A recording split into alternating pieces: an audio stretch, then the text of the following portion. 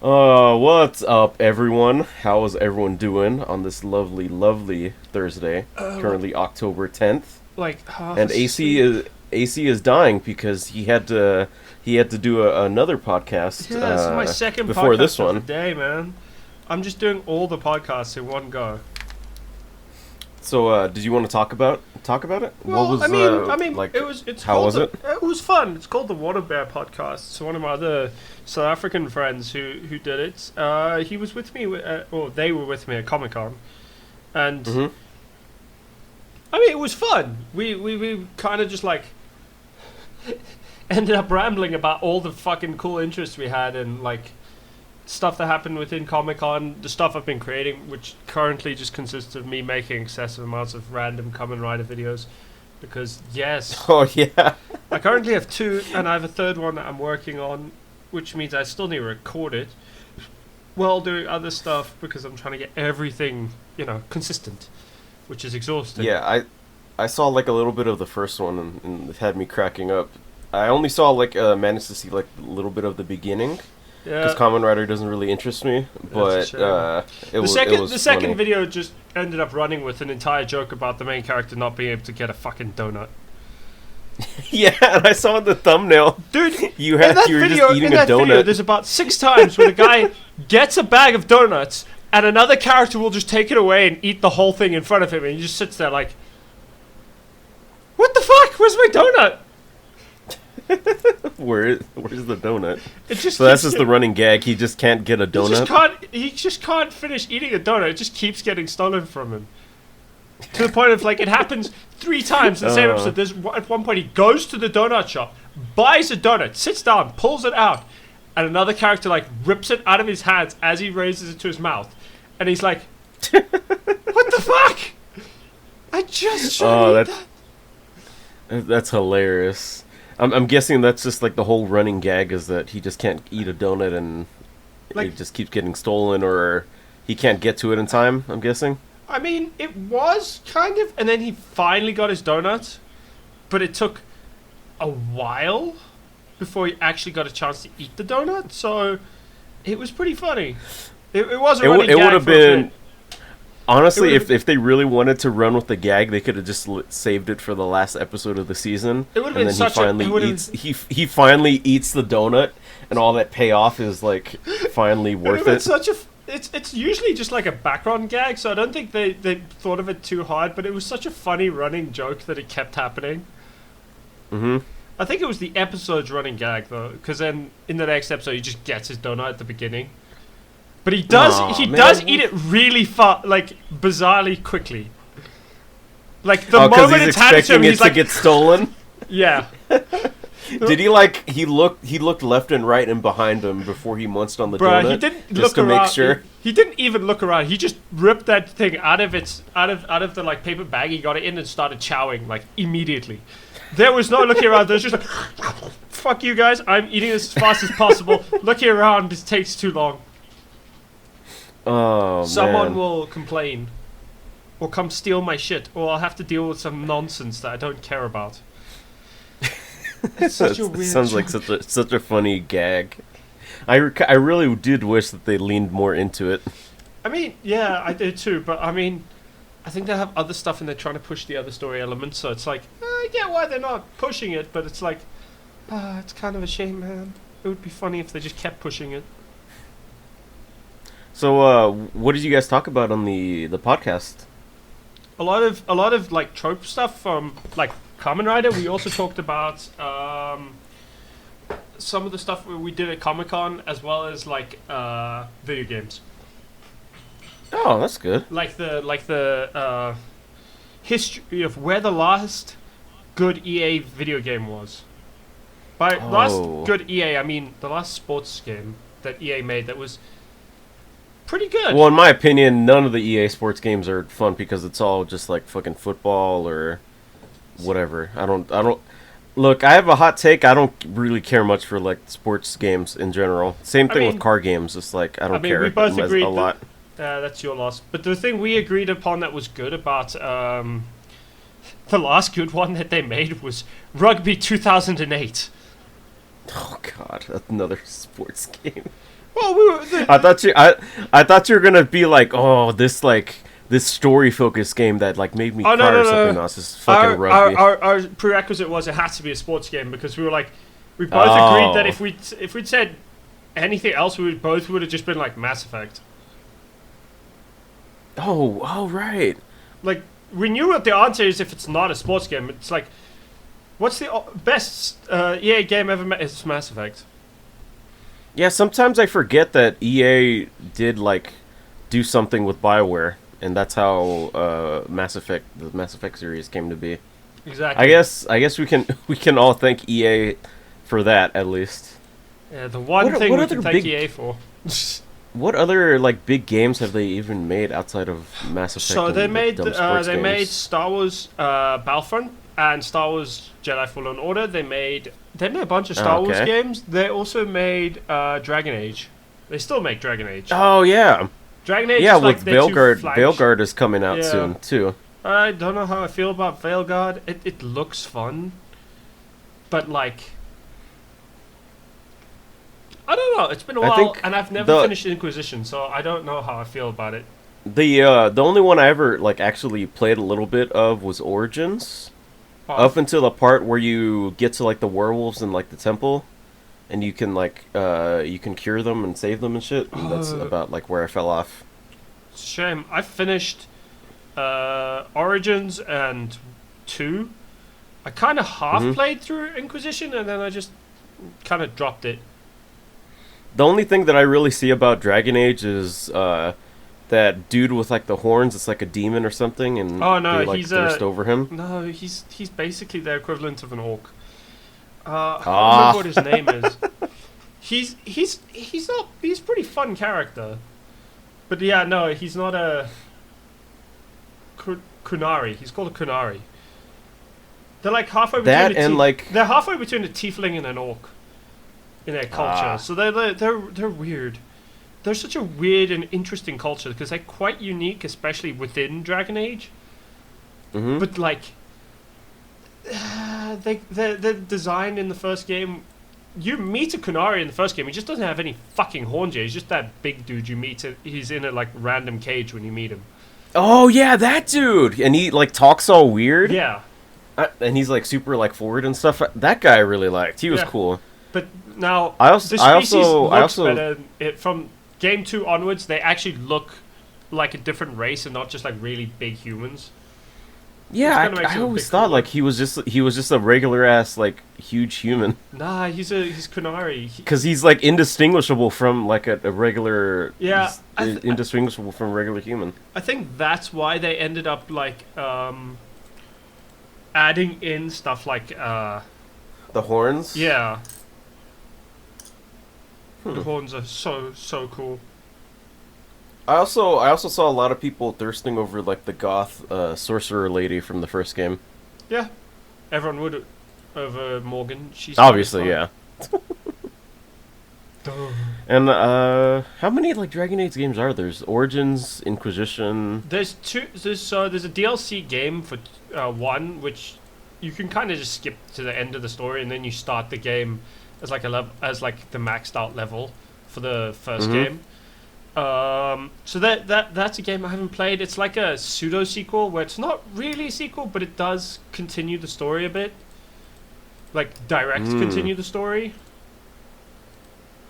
Yeah, as someone that's like never really gotten into Dragon Age, I hope Veilguard is like a good starting point for people who are like coming in and they've never played a game and is like very open and beginner friendly, kind of like how. Yeah, I mean, I can't think of some other games off the top of my head. To be fair, I'm sure there are like more modern games that came out that are like real. Hey, you never played the original games that these are like a continuation of? You can start with this one and just make your way. And just play those ones. I mean, Dragon Age. I mean, the what you're thinking of is God of War, because you can just God of War, the Norse thing and never have touched the original Greek stories, and you'll still know what's going on. It doesn't really matter that much. Yeah. They do reference back, but it's not like if you never played the old games, it won't bother you. Yeah. Dragon Age does that. You could literally pick up any of the Dragon Age games and just skip around, and you would get the same. You'd still enjoy it because you don't need to have played the last game, because they each take place like. Yeah, I think there's like a 20 to 50 year gap between each game. Damn. Because like there's a guy. I'm guessing like the story doesn't really carry over that much. It does, so it's more like world events get changed, and there's like a character you can make a king in the first game, and you'll meet him in the second game, and he's like been king. He's like a good wise king when you meet him in the second game. But like you meet him as a completely different character when you play 2, and then when you play 3, the player character from 2 just pitches as a like companion character who is part of the game. Oh, that's cool. And I'm guessing it's like, since it's made by BioWare, it has like the Mass Effect treatment, like all your choices carry over, right? Yeah. Oh, the other cool thing, if I might be misremembering, but I do believe if you play, say you play Dragon Age Origins, you finish the game, then you take your story and you carry it over to Dragon Age 2, or at least you take all those choices and they carry over to 2. It does affect the world around you. It doesn't directly affect the story, but it does affect like who would pitch as king, who would pitch as like if someone if someone like important died in like the first game, they wouldn't appear in the second game. So it's like in Mass Effect, like if Rex dies in the first game, then he never appears in the rest of the games. That's crazy that still happens. But it's something like that, yeah. But I do believe also in Inquisition, when Hawk, the player character from 1 appears, if you played through 2, he appears as he or she appears as the class you made them in 2, and with the appearance you gave them. Oh, that's in 2. cool. So you get the character from I 2 as like a wrong, companion? That's awesome. I like that. Yeah. But I think they have like different stats, and obviously different stats and gears and shit, because you haven't played them since that game, and their lives obviously done different shit since then. But I do believe the default, if you don't play 2 first, is they appear as like just a random mage. So the like kind of canon version of him, he's a mage. But the one that I played through ended up being a rogue who just appeared with like twin knives and would sneakily murder everything. That was when I fun played playstyle. Origins, I think I did rogue that had like the 2 swords. And that was fun. What? Although I do, the one thing I really like about Origin is like different races do alter the story. Like which race you play does change the story. And like if you play as a dwarf, you can't be a mage. They just don't have access to magic then, I guess. Yeah, they just don't touch magic. It's not. When I got to like the Dwarven Kingdom in Origins, I looked up like a guide on how to do like the best outcomes and stuff, and some things were like, oh, you have to start the game as a dwarf, like origin story, in order to like start in like the Dwarven Kingdom and all that stuff, like character like quest dialogue and everything. Yeah, because the dwarves are slightly like xenophobic. They don't like outsiders coming into their underground and stuff like that. Interesting. Speaking of dwarves, have you been watching like the latest like Rings of Power?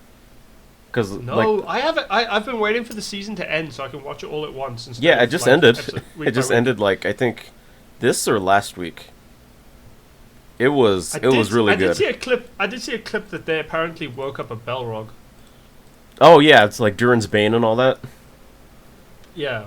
Yeah, it's. Which means I wouldn't want to spoil what happens, but it's like when you see what happens, it's like super badass.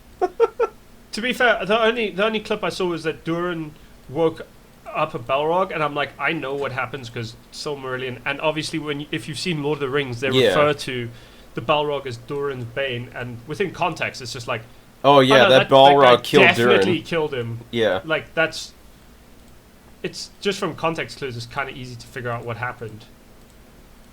I really do want to spoil like the scene that happens like with the Durin and the Balrog, but I really like. Would you mind if I spoiled it, or would you like say like not really? No, you can say it. You can say it. I'll probably go watch it. So, in the context of the scene, Prince Durin, the kid, is like, "You got to take off the ring. It's corrupting you." Because they got the rings from like Sauron. The 7 rings. Yeah. And the rings just made King Durin like super greedy and shit. And he's like, "Oh, we gotta mine deeper into the mountain." But Durin's wife is like, "There's a monster down there. You can't." And King Durin's like, "Oh, I don't believe you. I just opened up this little cave." And like, "Oh, look at all the ore on the walls. Oh shit, there's fire down below. Oh shit, it's a Balrog." The Balrog like grabs hold of like Durin's leg with like the whip, transforms the whip into the sword, and Durin sees like the Balrog, takes off the ring, throws it to the side, and like jumps towards the Balrog with his axe, and like the impact of his axe hitting the Balrog's sword causes like a shockwave that makes the cave like collapse, and that's like the last thing you see of Durin. Him taking off the ring, throwing it to the side, and like, fuck this cursed shit. He fights it. You don't see the fight actually like happen. You just see like their axes colliding, the shockwave, and then it just gets obscured by the rocks. It's a bit weird though, because I mean, lore-wise, it's gonna annoy me a bit because the dwarven ring, the dwarves were supposedly, they frustrated Sauron because they were so stubborn that none of his magics worked on them. Like, because of the way the Lord of the Rings world was created, the dwarves were unique because they were separate from everyone else. So, men and elves were created by Ilúvatar, or the god, and then one of the Valar created the dwarves utterly separately from everyone else. So they were created from like stone, but the elves and men were created like specifically by the god. So the dwarves were like seen as separate and having like unique resistances because they were created different. Like they were literally built different. Literally built different. I did remember the Prince Durin's wife like mentions like, "Oh, this goddess gave us her power, or their power to speak to like the mountain and stuff." They refer to them as like name. It was a god. Yeah, it was if I remember correctly, it was a male god.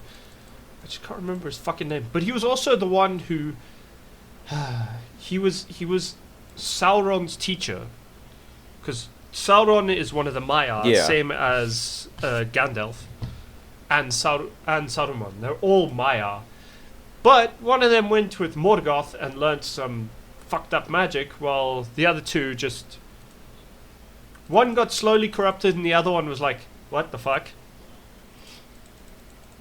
Weirdly enough, one thing. Weirdly enough, what's that? So, go ahead. Weirdly enough, Saruman and Sauron both were taught by the same same member of the Valar. They both learned their crafts from the same member of the Valar, so it's really weird half the shit they do. So what is like the cosmology? There's like the gods. There's like okay, so there's a god. The Valar. Okay, there's a god. Okay. Ilúvatar. So he was the god who then sang into existence the 12 Valar, who are like his angels, I suppose you could call them, or just his like companions. They're not as powerful as he is, but they are. Which is like one of Sauron is one of them, right? Valar, Morgoth is one of the Valar. Sauron is one of the Maiar. Oh, okay. Maiar are again underneath the Valar. They're like the, I don't know what the Christian and like angels. So if the god like on a tier list, the god would be S tier. Yeah. The Valar would Valar. be A tier. Or the Valar would be S or A tier. And then the Maiar would be B and tier. then Everyone else would be like D tier. There's a giant gap between like no, the elves would be like B tier, because the elves are the closest to the Valar. They would be There's C tier. So many V's. Sorry, so the Valar, and then the Eldar or the elves are The elf. fairly related because the elves get to go back to the Undying Lands and to the Valar. Mm-hmm. That's No, like heaven, right? Kind Basically. of. It's kind of God's country, but it is a place you can sail to if you want to. It's just they don't allow everyone in, but you can sail there if you gain permission from someone. The first season of the Rings if of you- Power, they do voyage to the sea, and like a lot of the Yes. elves like transcend and go to like Well, no, they just what seemed like heaven from what I saw, except no, Galadriel. they just return to they return to the Undying Lands. It's just where the elves sail to. They don't like die or do any weird shit like that. They just return to the Undying Lands. Like a rapture, kind of. Not really, because it's a physical place you can go to. Oh, Tolkien it is like a it's physical closer to, place. Okay. Yeah, it's closer to like Valhalla than getting raptured away. You can sail to it and find the place. Okay. For example, if you read the Lord of the Rings, I'm not reading appendices, shit. right, after yeah, that's your loss, illiterate child. Anyway, if you read the appendices for the Lord of the Rings, Legolas and Gimli sail to the Undying Lands after adventuring through Middle Earth for like another 200 years. They sailed together to the Undying Lands. Like, Gimli is the only dwarf who ever gained permission to do that, though, which I always thought was interesting. Like, Legolas got permission for Gimli to go to the Undying Lands. Who do they get permission from? Is there like a Valar. king elf that? Oh, okay. No, the Valar. So the elves cannot control who goes there. All elves themselves have permission to go to the Undying Lands. But you can only get permission to go there from either the Valar or the Maiar. So Gandalf can go there if he wants to, and so can Saruman. They don't, but they can if they so choose. But yeah, it's just like it's a place you go to if you gain permission. It's like this. It's just a weird place where you'll be able to stay forever and never die. So, is there like a spirit world? Because I remember like the Nazgul, they're like spirits, like- kind of. Yeah, they're trying to turn themselves into Valar or Maiar, actually. Ah, Because that's kind of what Morgoth was doing. He was like creating an army to try and steal. There was a lot of weird stealing of shit. because I remember in like the. Silmarils back. Because I remember in the original movies, like whenever Frodo put on the ring and the Nazgul were there, he would see like Yeah. their human faces. Yeah, he would see like the wraiths of what they were. Yeah. So yeah, that's Lord of the Rings has a lot of mythology to how that works, and it's been a while since I read the books on how it works. But the easiest way to explain it is they're kind of shadows of who they were. They're wraiths that are tied back to Earth, but they can't, or to Middle Earth, that can't. They can't leave or return. They're just kind of stuck. Oh, okay. If that makes sense. Makes sense. Yeah. I'm So sure that- there's like tons and tons more, but obviously, if you wanted to get into it, it'd probably take like.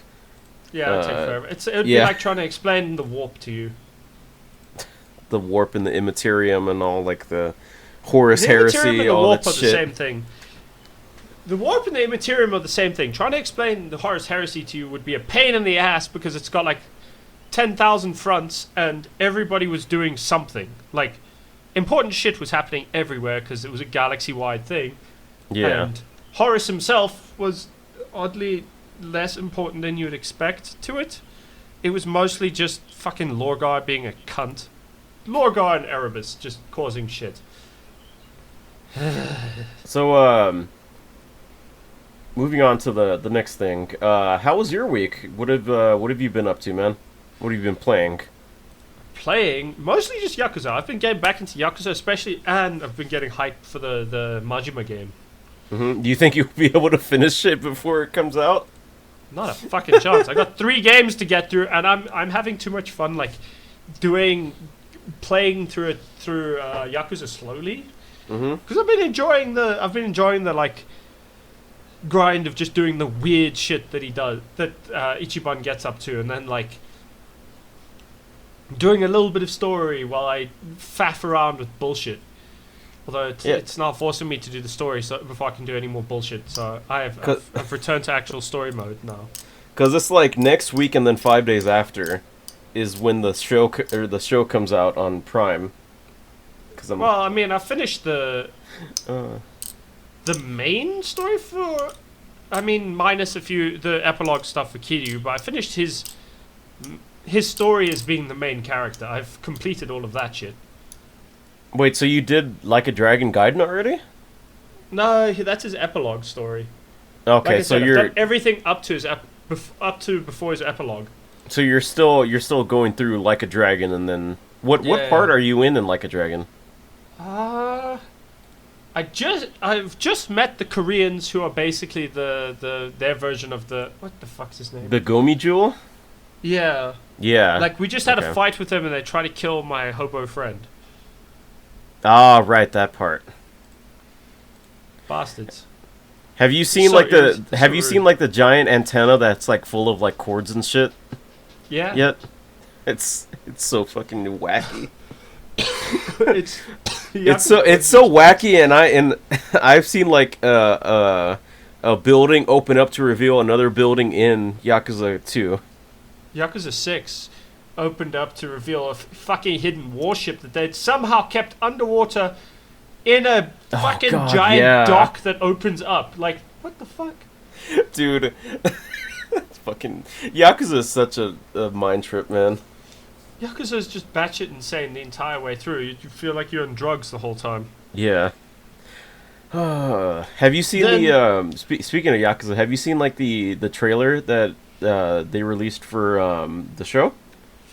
Not yet. I've been dodging it. I don't like to see trailers for shows I'll probably watch. Well, they just showed off Majima. He has like both his eyes. They showed what looked like Saejima. They showed more of Nishiki and Kiryu, and they also showed Majima saying Kiryu-chan in it, and he acting like real crazy too. So I'm guessing that part of Majima's character is still going to be 100% accurate. You have to at least keep him recognizably the character. Yeah, and I saw a lot of people rejoicing that it's like the first live-action Majima that has the no shirt underneath the snakeskin jacket that he wears. So he's like completely bare underneath the jacket, which is nice. I mean, he's just actually Majima. Yeah. And apparently he's wielding 2 bats. So why is he wielding a bat when his main weapon when you play as him in most of the games is like a small knife? Well, he's just he's always in slugger style. I mean, that's terrible style. Slugger style is crap. Yeah, I don't really like it all that much. Yeah, I prefer like the breaker style, honestly. You see, when it came to Zero, breaker style was actually fun. Yeah. But yeah, I'm still looking forward to the show. I don't know if they're gonna do like the boys style where they release one episode every week, or they're just gonna like mass release it. I'm not 100% sure. I mean, just go off how their Amazon really releases stuff, which is The Boys and Rings of Power was weekly. Yeah. So that seems it's like all going to be weekly. The other thing I've been meaning to watch and I haven't quite gotten around yet to is the new Bleach anime, which is it started on Saturday, and I'm fucking excited to see it, but I haven't got to it yet. I've had a busy few days, man. Yeah. I've been putting up curtains and doing fucking housework because my grandma is coming from the States in December, so we have to fix up a lot of the house that's just around. How's that been? You said that she's from here, right, in Texas? Yeah. She's in San Antonio, I believe. Oh, yeah, that's my place. That's cool. Yeah. And she's coming in December, wow.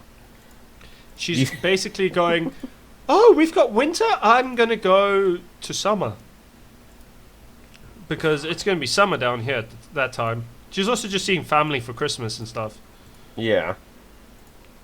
Man, I wonder since how hot does it usually get over there in South Africa? I mean, it can get up to like 40 degrees Celsius, which is I have no idea. It's like high 90s. Oh wow, that's like sometimes it gets over like 100 over here. No, it's quite pleasant most of the time. Damn. It's it's gotten to being shit. dude. It's gotten to a point where living in South Africa seems like it's a lot cooler than living in fucking Texas. I mean, you get better food. You get. I don't know. I really like the tacos here. You get. You've never had the hot dogs here. Wait, why'd you compare hot dogs to tacos? Like, it's like a different kind of food. You can get. Okay, my bad. You haven't had the tacos here. Oh, that's true. You haven't had any of the food here. You've never been to South Africa. You Yeah, don't I've even know never what our been good there. food. You don't even know what our mid food tastes like, let alone our good stuff. But what else have you been up to besides the Like a Dragon and watching Kamen Rider? So it was like a dragon. There was Kamen Rider, and then there was Halo. So yesterday, I was playing Halo 2. Halo 2 is driving me and Saber completely fucking mad because the stupid the way the legendary difficulty works is that if one player dies when you're doing multiplayer, it resets both players to the last checkpoint. But it also is insanely difficult because they'll be like, let's spawn in the hardest to kill enemies, but an entire army of them, and then just be like, there's no cover, you're just gonna get fucked, and give you no ammo, so you're gonna sit there and just get, utterly massacred for about 2 hours while you can't leave this one room. Yeah, we lost our minds a bit. It was hard as fuck. We eventually beat the chapter, and we've got 2 chapters left before we finished with it. We ended up cooling off by playing Lethal Company with a few mods to get our VTubers in the On the game? space of So I was playing with this face you see here. Yeah, the Although- good old Kit Fisto face. Yeah, my Outland face. Lindy. Although when we first tried it, it had a weird glitch where everything on the face and head was just stark white for some reason. Mm-hmm. We have no idea why. Lindy had to fix that for us, and she did a spectacular job. It works perfectly now. That's good. I'm probably going to return to doing that tomorrow. It's going to be fun to do more Lethal Company in a more chaotic way. Yeah, I kind of fell off of Lethal Company outside of like when it released and everyone was playing it. Yeah, that's fair. I mean, I haven't really played it that much outside of playing it with other people. Otherwise, I don't even think about it. I've kind of found like horror games don't really have an effect on me anymore, sadly. What's really sucks. Have you played Alien Isolation? No, but I have heard that Alien Isolation is getting a sequel officially, Yes, which is really nice. Which means it's the ideal time for you to play the first one. You say they don't have effect to you? Cool. Then play one of the best horror games I've ever played. You should also play good horror games, because I wouldn't say Lethal Company is a horror game so much as like a party game. It's a panic like party game that you play with your mates, and it's not really scary so much as annoying when you die. Are there any like really good horror games that really get you scared? Outside of the one you mentioned, Isolation. Isolation does it pretty well. SCP Containment Breach does it pretty well, but that's also, again, Containment Breach is a bit weird because it's scary the first time you play it, then afterwards all the monsters become more annoying than scary because you have to just keep running away from them. But like stuff like Isolation's good because it doesn't mean the tactic isn't that you can run away from the monster and like wait for it to despawn. You have to constantly like sneak past it without it seeing you. Yeah. It's fun. It's funny you mentioned Containment Breaches. That I was talking with a friend in one of the servers I'm in. He's been wanting to play Containment Breach multiplayer, and I was like, wow, when did they add Containment Breach multiplayer? because I grew up watching like a lot of the YouTubers like play SCP Containment Breach and stuff, and Yeah, I yeah. never even knew that they added multiplayer to it. Yeah, there is a multiplayer version that I've been meaning to play. I just haven't quite gotten to it yet. Hmm. So I'm like, I'll get there eventually. I have so many games I want to try. Yeah, it's funny that haven't, you like, mentioned played yet. like the monsters in SCP Containment Breach being like annoying after the first time you play, because that's like how it felt when I played more of Lethal Company. Yeah, if that's if, how I if felt you with if it you as guys well. like look at my old clips when I first started playing Lethal Company, um, I think it was either I played it with you or Garo. When the Bracken like showed up in the background, I got like all fucking scared and shit. I mean, Oh, most of the mods, actually, I think it was like one of the clips that I had you edit for me at the time. probably, yeah. And after a while, it just like, oh, there's the Bracken, watch out.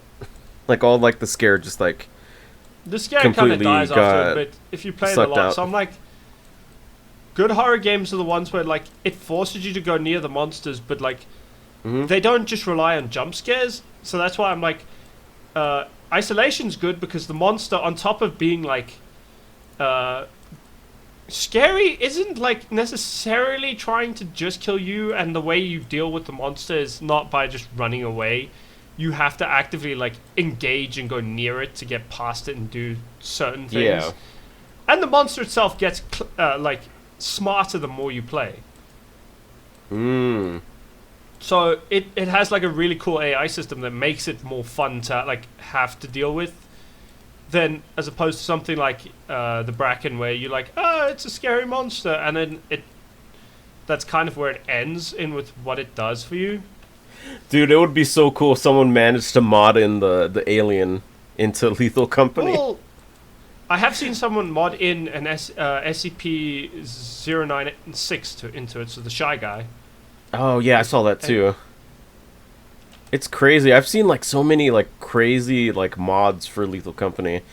Someone modded in like some Pikmin that you can like interact with and have them like pick up scrap and shit and like throw around. I thought that was pretty cool. Yeah, yeah, yeah. And I also had. I mean, we modded in our VTubers, so that's also pretty cool. It's running around as like your VTuber instead of the in-game models. It is really funny though because they have the jankiness of the fucking in-game models. models, so they like run in a really wonky way, which is kind of hilarious. Did you download any like the emote mods and just see yourself doing like the dances and everything? Yeah, we got a bunch of shit. On the topic of horror games, yesterday was my streamerversary, so it's Yeah, like yeah, I saw. We raided yeah. into you. Honestly, I just kind of forgot that it it was the streamerversary, so I was like, oh, I'll just play like Frostpunk 2 and then like some of these horror games because it's like horror month, ooh, spoopy, all that. Yeah. So ended up playing 3 horror games, 2 being demos, actually 4 horror games, 3 being demos, and then 1 being like a full game. I played Unknown Tapes and then Tempest Triad, which are 2 like horror dinosaur games. Yeah, I saw. I enjoyed Far out off stuff. I enjoyed Unknown Tapes a lot more than Tempest Triad. Tempest Triad, I don't know if you guys have seen like the TikToks of like the weeping angel dinosaur that gets closer to you if you don't look at it, like with the long claws. I forget the dinosaur name, but it was in like one of the Jurassic Park movies where it killed a Endoraptor or some think shit. I know. I think I know which one you're talking about, but I can't remember its fucking name either. Yeah. It was funny because I thought it was a statue at first, and then it just like it's when I'm looking at its face and its face is like tracking me, so oh, it's not a statue. And then the second one, Unknown Right. Tapes, was like a found footage like body cam kind of dinosaur game where you're just like you survive a helicopter crash and you're in this like facility and you're like looking around trying to get to point A to point B, and there's dinosaurs and shit. So there's velociraptors, there's like a spinosaurus, and that's basically it in the demo as far as like enemies. But the cool thing about it was the Velociraptors actually had like feathers and stuff, which was Oh, really that's cool. sick. I do like it when Um, they're a bit more scientifically accurate than yeah, just like, oh look, Velociraptor, and it looks like it's out of Jurassic Park. yeah. And then I played Bad Parenting, which is like a psychological first-person horror game where you play as a kid um, who gets like a doll from Mr. Redface, which is apparently a fake thing that the mom made up that gives presents to kids that go to sleep on time, and it sort of devolves into like, oh, the dad got taken away by Mr. Redface because he's a bad, abusive dad that drinks a lot and sometimes hits the kid. Oh, Oh, oh, the dad actually got drunk and that's why his face was red. Oh no, the dad is like strangling the kid and broke his neck and then put him in the closet. so it was Oh, just depressing. yeah, and So it's it's more like depressing than scary. so. If you find out the truth what happens at the end, and apparently like the kid that you're playing as is like in like a death loop of trying to find out like what actually happened to him because he's like a ghost. And the little doll that you get from the mom, that's the mom actually gave the doll to the kid. Redface was just like a fake thing that she made up. Um, the doll was actually his true self that is trying to explain to the kid what actually happened. Oh. And you meet like some other kids on the way to on the adventure, and it's like basically analogs to, oh, these kids died too. One was like Oh. got buried alive. One was like in got burned alive, and then one was like stuck in a trunk and like suffocated. I'm guessing. Ah, that's fucked up. Yeah, and then I played Fear, the first Fear game, because I never played the first Fear game. I only played Fear 2. Um, and I was not getting scared at all during my time playing Fear. I mean, Fear, from what I remember, is more of an action game than a horror game. Yeah, It's kind of like playing Resi 6, where it's not really scary, it's just kind of fun. and like the enemy AI in Fear 1 is like super intelligent because I was trying to sneak up behind this one dude and my flashlight was on and he's like, "Oh, flashlight." And he turned behind me and just started shooting at me. Um I don't know if you heard of Shim. Trepang 3, but apparently No. apparently Trepang 3 is like heavily based on like the Fear games. It has Huh. like the slowdown time, like Fear One, and like really smart enemy AI that calls out and shit, like when they're, if you're like hurt or if you're flanking behind people. Um, but yeah, I think I got like to maybe like the third chapter of Fear One, um, before we stopped and moved on to a game called Kletka, which is a multiplayer game where you go down an elevator to various floors of like a building, and you got to scavenge for like resources and stuff. Um, That sounds kind of fun. it was actually really fun. So you're in like a living elevator that has like teeth and like a mouth at the top, and you have to keep it refilled or else it kills one of the players in the lobby at random. Apparently, I'm not too sure on that, but on that part. But each floor has like a different effect to it.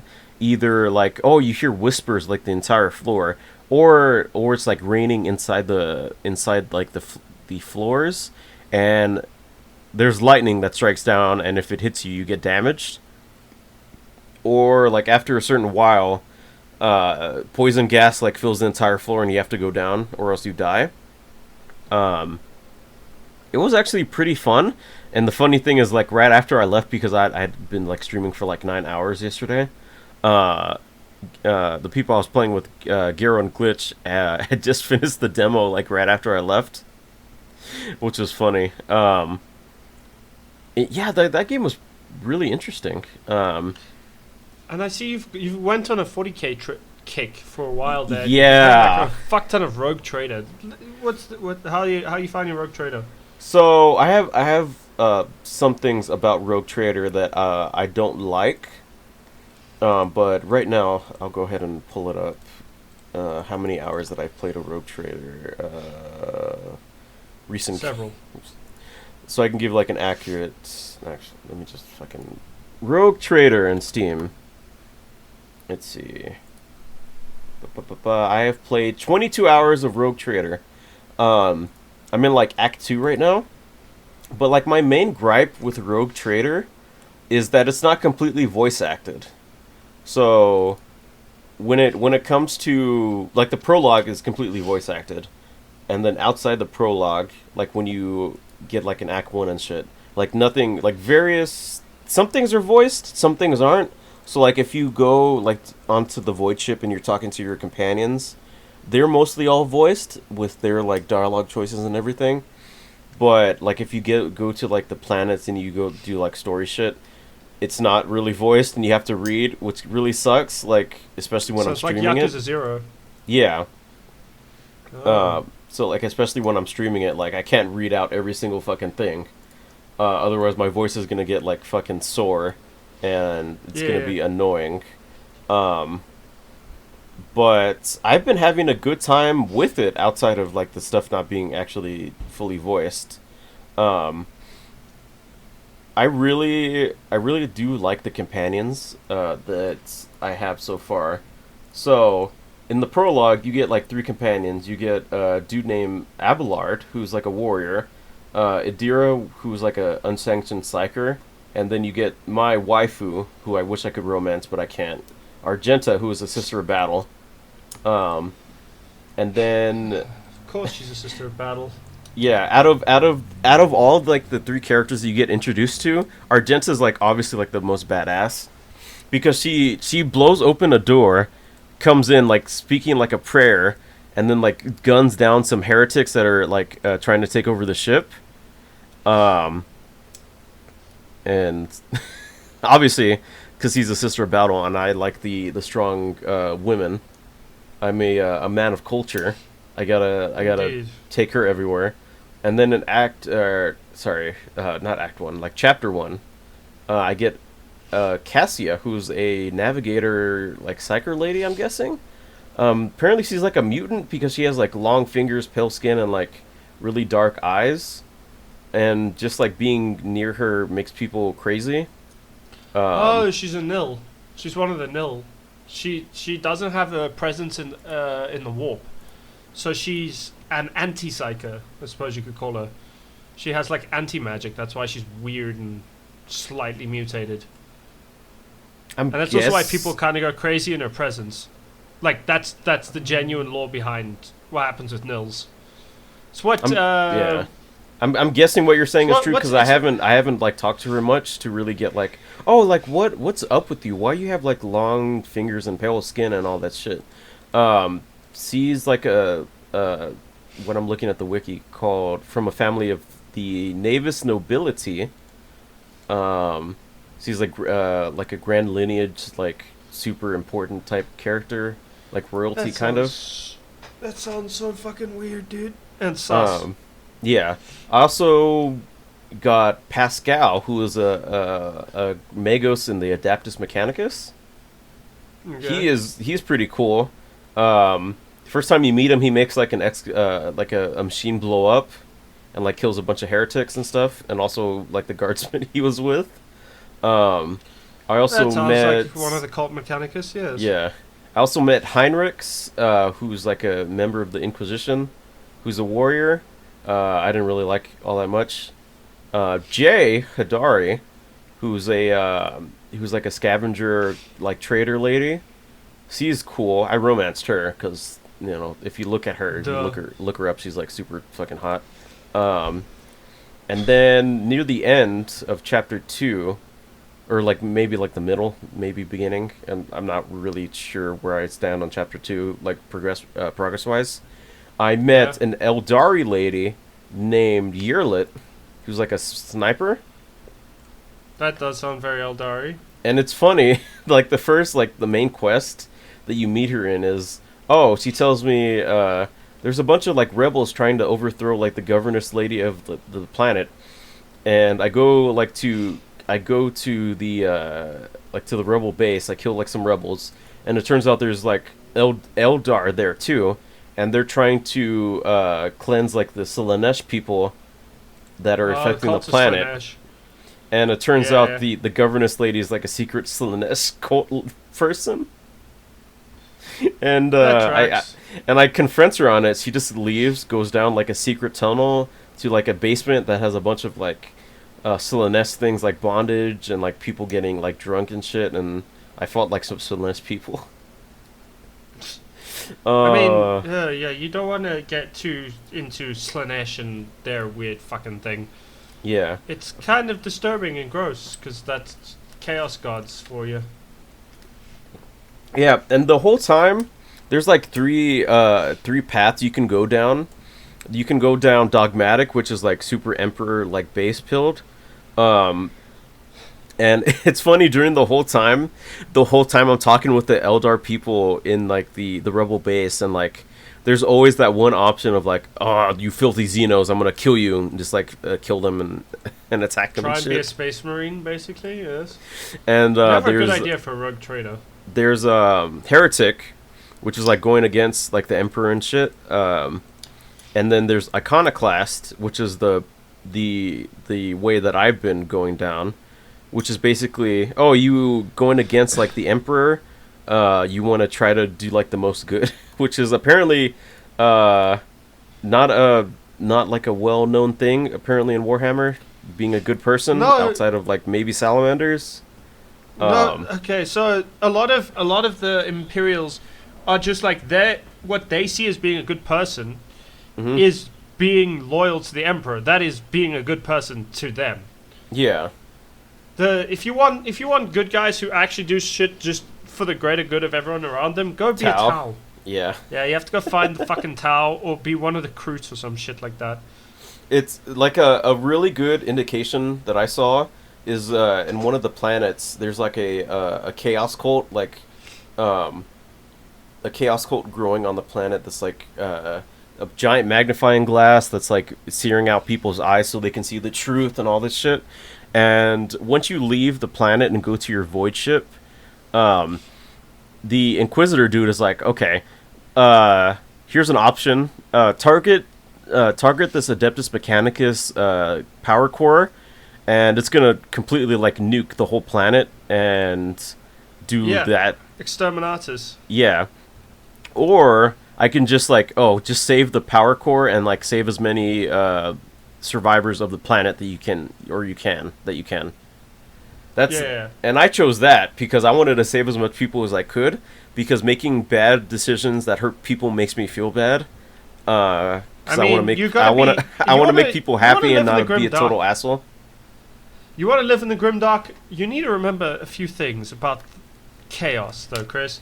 Yeah. It sometimes is actually the good option is to murder everyone on the planet before they get corrupted by chaos, because if you know about chaos, it gives chaos more power, Mhm. and B allows for more people to join chaos cults, and then they just get murdered by the Astartes, and then it's like, what was the fucking point of what you did? Because now the Astartes have come and killed everyone anyway. It was Usually by funny. Grey Knight. It was funny because Heinrich tells me like, a lot of the people on the planet are like converting to the cult like en masse, because there's like no other choice, and he like rubs the decision in my face like, oh, you could have like taken care of it, but you didn't. And I'm like, Yeah. I'm sorry that I didn't want to kill like I didn't want to like nuke an entire like planet and kill a bunch of innocent people. I mean, just because of the that. whole point of those choices is that it's supposed to be. There are no good choices, but Yeah. you're gonna have to choose something anyway. Like you're stuck with nothing but bad choices, but you have to choose. Yeah, to me, like, the choice in the moment was, okay, I gotta save as much people as I can, and I can't let the heretics get a hold of, like, the Adeptus Mechanicus power core, because there's a previous mission that, like, it's basically saying, oh, this power core is, like, super, super important, and I let the heretics get a hold of it is like, no, that's a big no-no.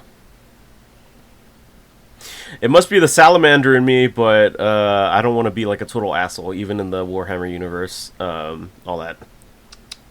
You wouldn't survive very long in the 40k universe. Yeah, 'cause, I would probably join the Tau immediately.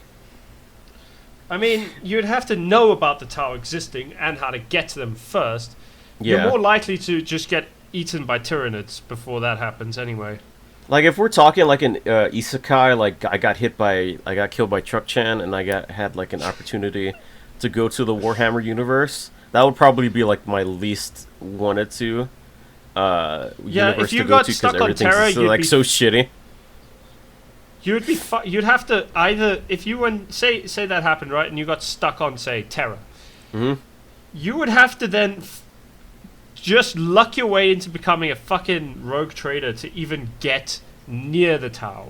Yeah, I figured out that the rogue traders have like the most freedom. They can do basically whatever they want. Like, I can basically do like heretic choices, and no one can really give me any like grief about it because I'm a rogue trader and I have the warrant of trade. All that shit. Pretty much. You're basically just a privateer pirate.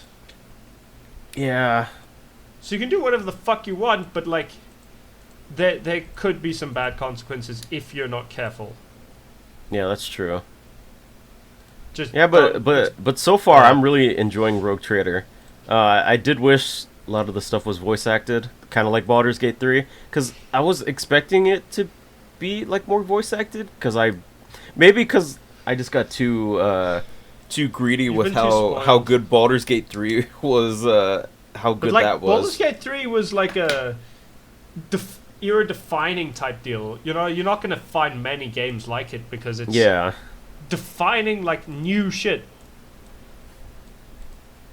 It's funny because I was when I was playing when I was playing Rogue Trader, I was playing a little bit off stream, and I romanced Jay, and I got to like the kind of like the romance scene in like the bedroom, and she's like basically looking through my stuff in like the cupboard.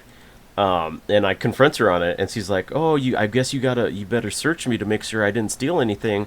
And I'm like searching her and everything, and she's like making like basically, what's the word for it? It's foreplay. Yeah, it's like foreplay with her. And they're making like these really dumb looking animations and shit, and I'm like, oh wow, a lot of the money didn't really go to the animations. Outside of like cutscenes and stuff, which is funny. I mean, I've heard Rogue Trader mostly relies on that kind of shit, you know? Yeah, there's not a lot of detail when it comes to like the models, but like a lot of the detail really goes into like the story and shit. Which I appreciate. It's funny because when I say that, right after like the heretic planet that I told you about, a bunch of Dark Eldar just come out of nowhere and like make you got Drukhari. Yeah, the Drukhari come out of nowhere on their ships and like make the sun explode or like put it in like a void or something, and we just have to get the fuck out of there. Keep in mind, all Eldar fucking hate Slanesh, including the Drukhari. Like the Drukhari, you would think, oh yeah, they don't worship Slanesh. They fucking hate her as much as the normal Eldar. Except they just have like a different way of keeping her away from them. Mm-hmm. But they're just as fucked up. Actually, no, they're more fucked up. They're super fucked up. They have like the most fucked up way of dealing with Slanesh. Yeah, I've seen Bricky's video about the different factions about Warhammer, and he mentions like the Dark Eldar like skin people and like turn them into furniture while they're still alive. And like they feed off pain. That's like so they like legitimately feed off pain. It like actively feeds them. And here I thought like in Space Marine 2 there's like cherubs, and I was like, wow, they literally turn babies into like lobotomize like babies and stuff. But no, like the Drukhari are like so much worse. No, like mankind are not the good guys in 40k. The good guys are like the Tau. I would argue are either the Tau or the Orcs. Everyone else is kind of, because the Orcs live to fight. They're just doing what they were literally created to do. They were created to fight. So they just love fighting. So they're constantly just having a good time. Yeah, there's no malice around it. They don't fight to like kill off entire races and shit. Like They just fight because it's fun. They also tend to like not start fights with anyone who can't fight back. If you can't fight back, they don't care. There's no fun in it. Yeah. There's no fun in it, and they'll probably commit a genocide and then be like, okay, I'm bored now, and like stop. They're not gonna like hunt down people specifically to murder them. They wouldn't see the point. Like, I honestly believe if mankind, if the Imperial Man, could get the stick out of their asses regarding Xenos, they could 100% like recruit they could Tau? 100% recruit the orcs and just pit the orcs against the Tyranids, because They already did that. That's they like a actively, one. They so did that. there's a Really? whole thing. There was a thing with the current canon with the Tyranids invading, where they found I think it was. You're gonna have to look it up for proper details, but this is all half remembered. But I do believe it was a faction of Ultramarines found an Orc war and led it to the Tyranids, and was just like, fight, we have other shit to deal with, and just left them to fight. And it was like, the Orcs were super fucking happy. They had fun. But is that like just leading them, or like partnering up with the orcs and just telling the orcs? They led them there. They like baited them to come there. You can't partner up with orcs. Orcs don't care to they accidentally kill people. Like, but also, I've keep in mind, heard orcs that are there's like mercenary orcs though. yeah, that sometimes the work with the blood Imperium. axes. They do, but they also are very likely just to turn on the Imperium because fuck it, I want to fight. Like, they're not good allies at all. What if there was like a smart enough war boss that like united the orcs to actually like? There are a few who would count as smart enough, because the more an orc fights, the bigger they get, the more intelligent they get, right? Mm-hmm. But all their instincts just say, I want to have a fight. And also, they have to keep in mind that all the orcs they're trying to lead would still just try and start fights. They can't stop them, the dumber orcs, from fighting. That's just not how orcs work. You can't, like, unite the orcs and the humans together. They will not do it. The orcs don't hate them. They will just start a fight. And the humans are too xenophobic to, like, ever even come close to doing anything with anyone else. Do you think Even the though Tau? there are human Do you think the factions who join Tau? Do you think the Tau could like reason with the orcs to appeal Nope. to their love of fighting? To basically, hey, we They've know tried. you love fighting. We'll give you we'll team up and you can go fight like this near infinite race of aliens. So you always have something to fight. Just don't fight us. They tried. The orcs killed their ambassadors and started a fight with them. Yeah, of course they did. Like, the problem is, talking to an orc is basically impossible. They just want to fight, and unless they're setting up for a fight later on, they don't give a shit. They're just gonna try and fight you. So wait, there's one thing that I've read about like the orcs, like the old One Eye. Yeah. What, they let that guy live just to have him so they could keep fighting That's him. because, okay, they had a point to doing that, because if you have a war, if you have a big fucking war, right? Mm-hmm. You need an enemy for the war. So they literally kept Yorick alive entirely because they needed an enemy to keep the war together. And keeping him there meant they had a good enemy that they hated, and him not dying meant they had someone they could fight. So it just kept the entire war together because he was the enemy they all wanted to fight. That was about it. Crazy. The orcs are very bizarre. I love the orcs so much. They're so stupid. And Yeah. there are a few clans of humans who were stuck on orc planets and just became like orcs because that was all they had around them were orcs. So they're like, fuck it, we'll be like orcs. And they have a culture that's similar to orcs, that a lot of, if they encounter other humans, the humans call them heretics, but they're like, we don't fucking care, we'll just fight you. Dude, it's funny because I think I remember talking about this when we used to stream a lot of Darktide. Yeah. I think I ran the idea by you, but like, what if there was a human that just painted himself green and like sounded exactly like an orc with like the same voice, but he was just a human, and you could basically somehow shoehorn that into Darktide to just have like an orc character that has like the same weapons. To be fair, that would be funny as fuck.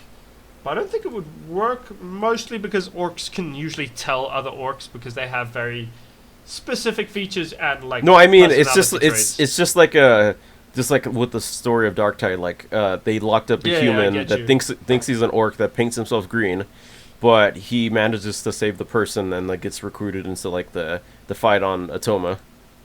But he doesn't sound like a human. He just like he's basically transplanted the voice actor of an orc onto the human. So he sounds exactly like an orc, but he's not an orc. He just looks human that just paints himself green, and he can just use like all the orc weapons because he thinks he's an orc. I mean, that would be hilarious.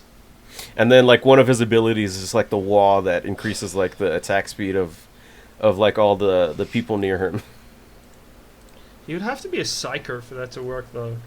I mean, one of the guardsmen has an ability that like that does exactly that. That gives the people near him more toughness and like can revive people. Yeah, I know who you're talking about. Yeah, it could work, maybe. That's just me wanting an orc to be in Darktide. Yeah, I can tell. Honestly, it would probably work because he'd just want to fight, and there's like near endless amounts of enemies in Darktide. This is true. The orcs are so weird. Also, I saw the new episode of the Tithe episode 3 that had the orc in it. You know, I really do like when the orcs are taken aren't played off as like comic relief, but they're actually like a serious threat. The orcs are weird because they're based off like football hooligans, right? Mm-hmm. So they are kind of inherently funny, but like at the same time they're also wildly very dangerous. Right.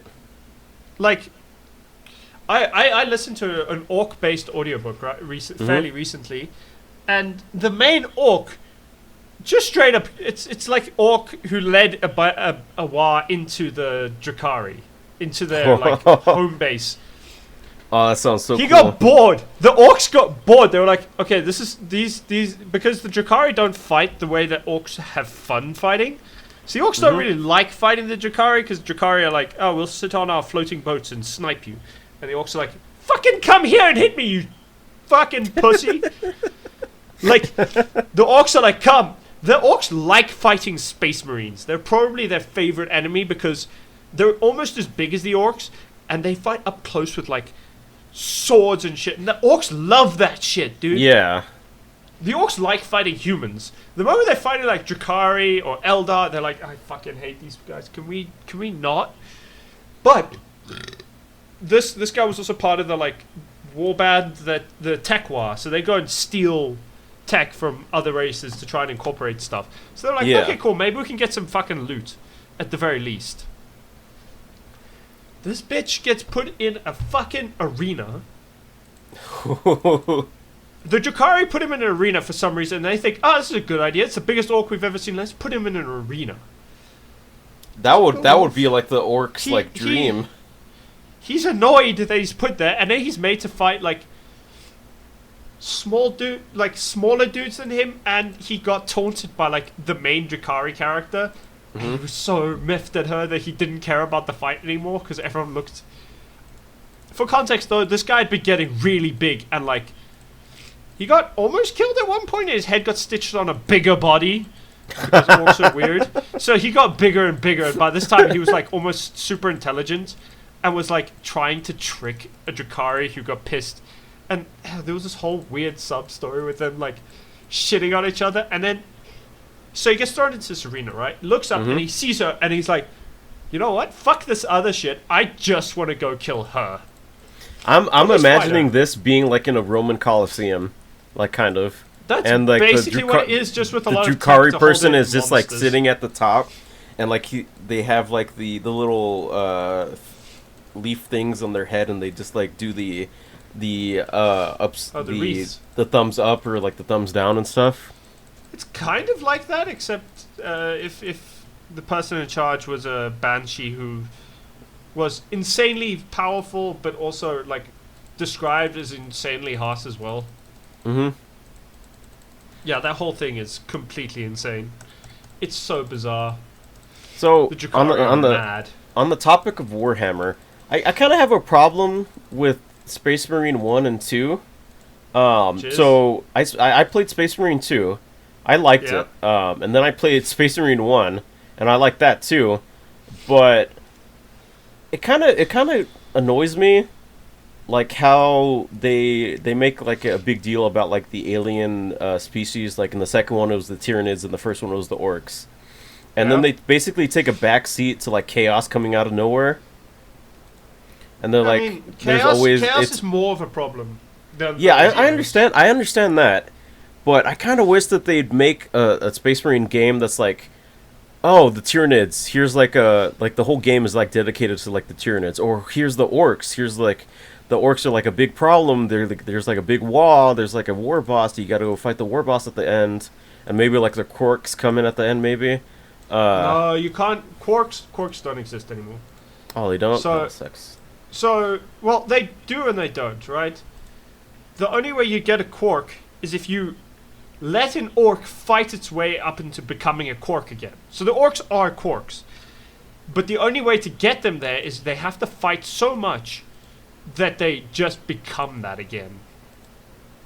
Like, that's just how orcs work. They're fucking weird. If they get big enough and they get strong enough, they get intelligent enough to become quarks again. But So- that takes a long time. So I have like a kind of a basic understanding about how like the orc life cycle works. So they start as a Gretchen, and No, they the only start way as fungus. okay they start as They fungus. start as mushrooms. They're They mushrooms.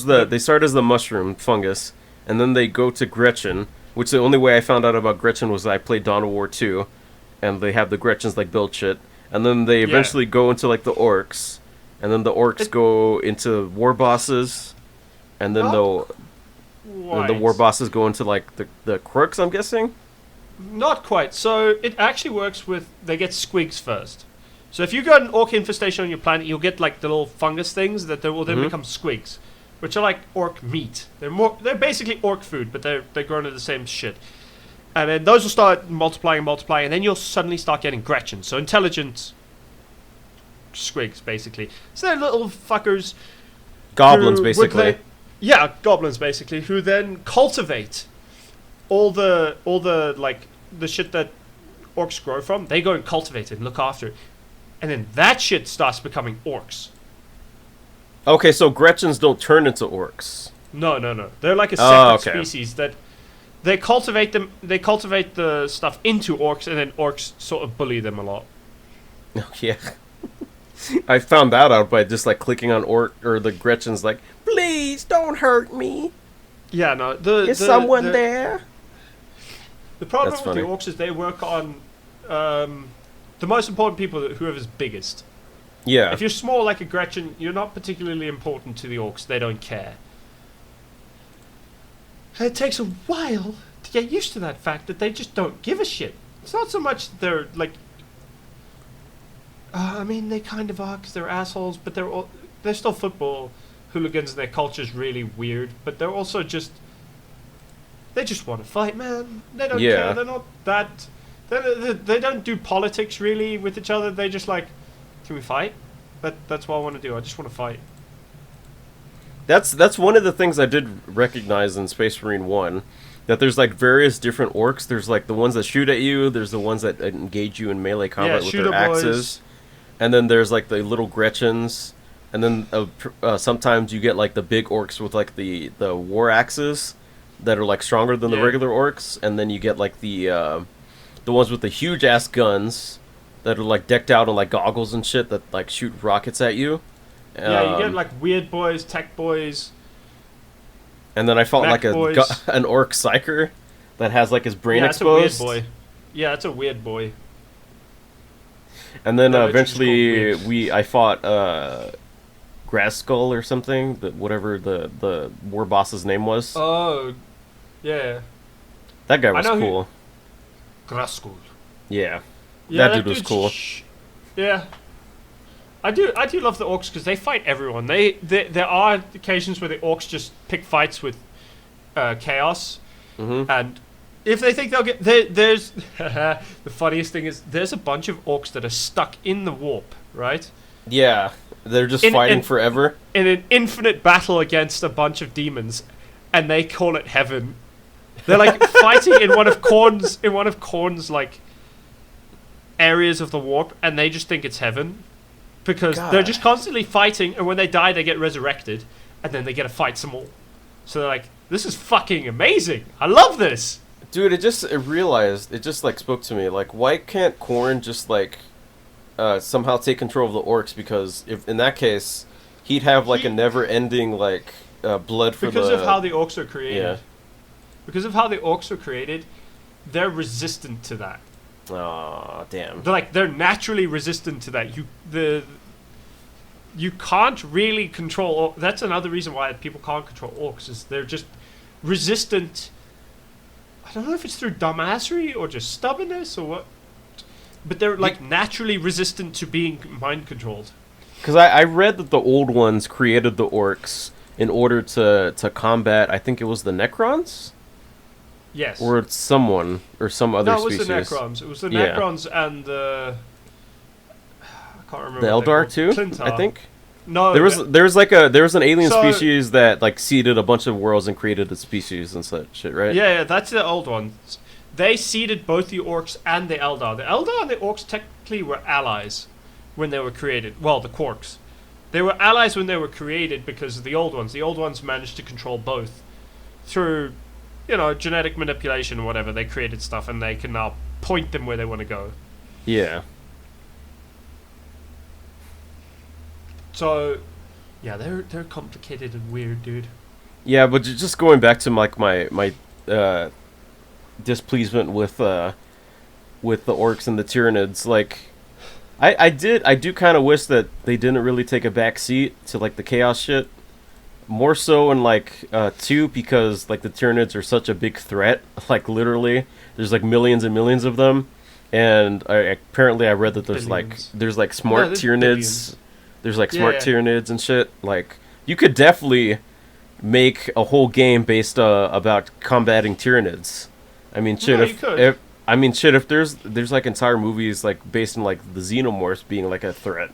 You can definitely make a whole game based about like the Tyranids or like the orcs. So part of the reason that they keep doing that is because the current state of like 40K also a lot of the time invites the fact that they call or the Space Marines, particularly the fucking Ultramarines, have a bad habit of they accidentally summon. I know. Or it's not so much that they summon the Chaos Marines to them, so much the Chaos Marines hunt them specifically.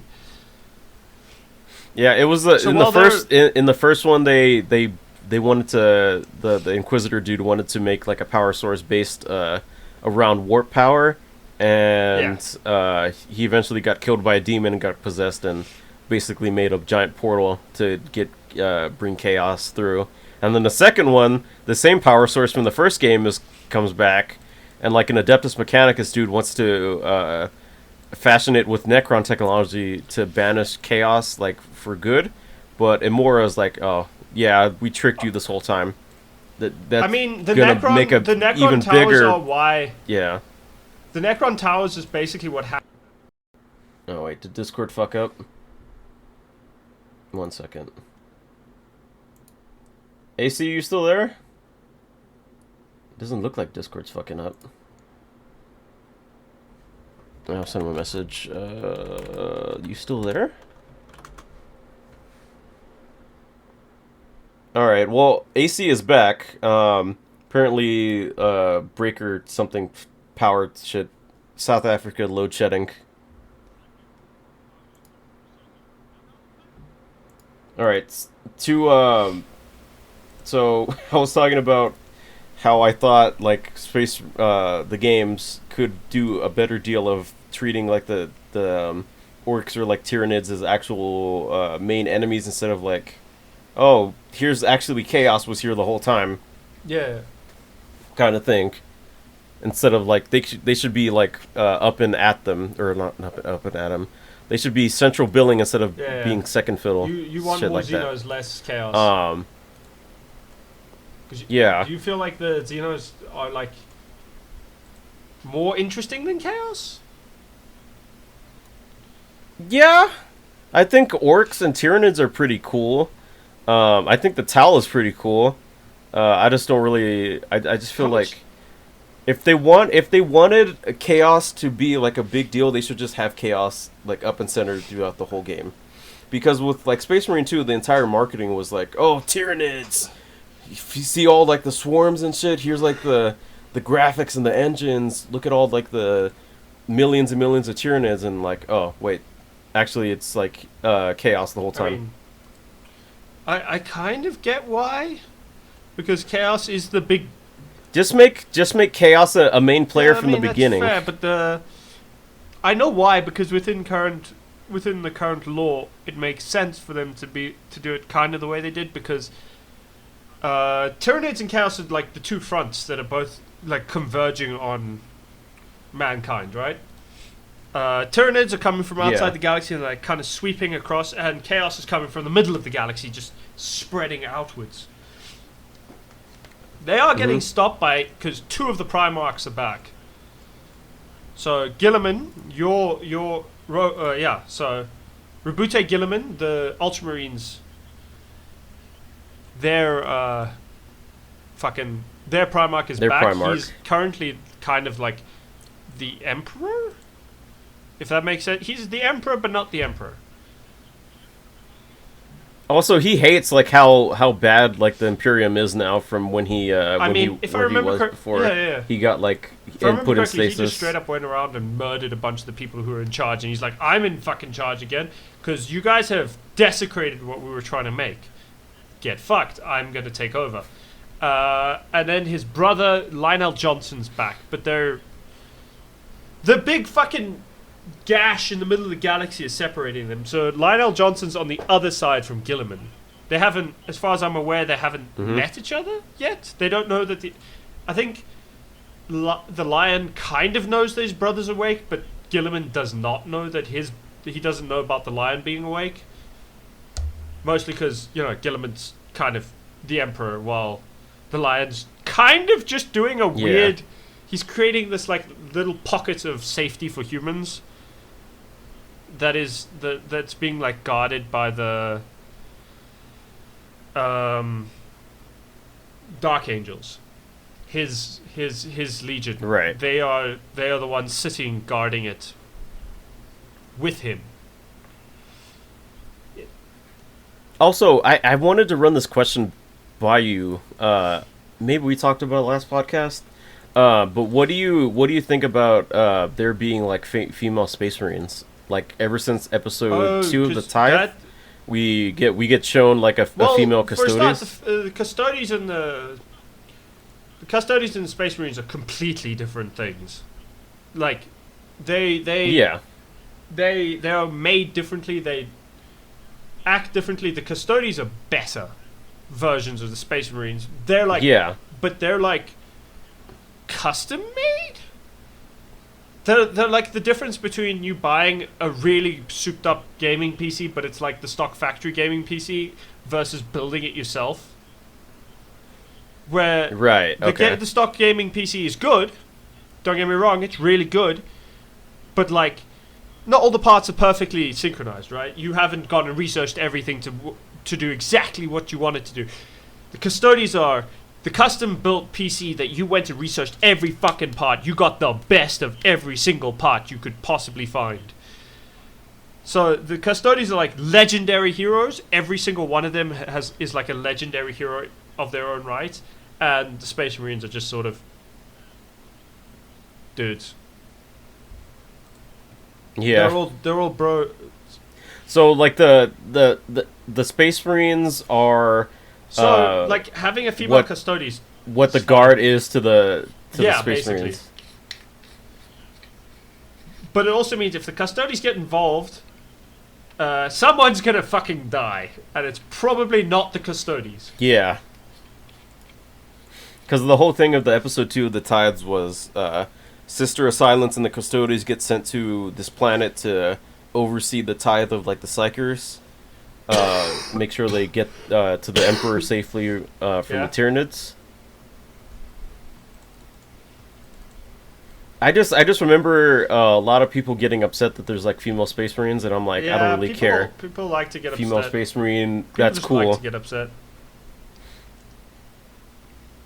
And a lot of people that I saw were upset because it changes like the lore of like Games Workshop and shit. And I just thought I'd ask you, since you know more about the lore than I do. The problem with the lore in 40k, right, is it's constantly changing. Like, it's never like a static set of lore, like say Star Wars, right, which kind of has times where it's like, yeah, this is the lore of Star Wars. This is shit that happened. This happened, so then this happened, therefore that happened, right?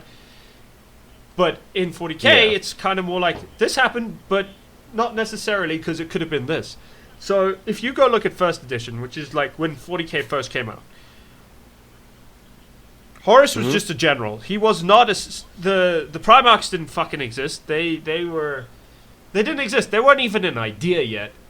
So the Squats existed, but they were really fucking weird because they were the dwarves. But yeah, they were called the Squats, which is a really fucking weird term for dwarves. Wait, there's dwarves in the 40k? Yeah, the Legions of Votann. I only thought there was like dwarves in the Warhammer Fantasy. No, there's 40k dwarves as well. I didn't know that. That's news to me. They're affiliated with the Empire of Mankind, but like very, very, very vaguely. Like they don't give a shit about the humans anymore. They used to be kind of humans at some point, but they haven't been for millennia. So okay. Continue what you were saying before. Yeah. So. The 40k changes every time there's a new edition comes out. A lot of lore changes. So people, like, losing their shit is stupid as fuck and just feels genuinely sexist because it's like, motherfucker, all the shit you're complaining about didn't exist before. Now you're like, they've added or changed something to give it depth and make it feel like the galaxy's a bit bigger every time. And you're complaining that someone doesn't have a dick when they go shoot Tyranids.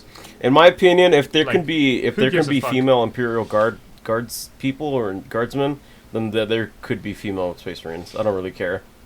Also, the Emperor had a wife, you know, and like a mother of the 20 Primarchs. Also, 2 of the Primarchs are still missing, as far as I'm aware. And their legions. No one knows what the fuck's going on. Even in universe, no one knows. Oh, so there could be a female Primarch. That'd be cool. There could be. We don't know. There could be, but they're also don't know because no one's found her or him or them, whoever the fuck. I just want my boy Vulcan to come back. I miss. I love the Salamander so much. They're my favorite. There's a high possibility that he is still alive somewhere. He is a perpetual. And that, yeah. The only perpetual. Like, the other Primarchs can die easily, but not Vulcan. He's fucking immortal. Wait, so like, isn't the Emperor perpetual? Yes. He's one of the other ones. How many perpetuals are there? There's Emperor Vulcan. There's a fair few. Some of them are just like random guardsmen. Perpetuals are kind of random. If you get to be one, they're like a mutation. Because I was under the impression that all the Primarchs were perpetuals.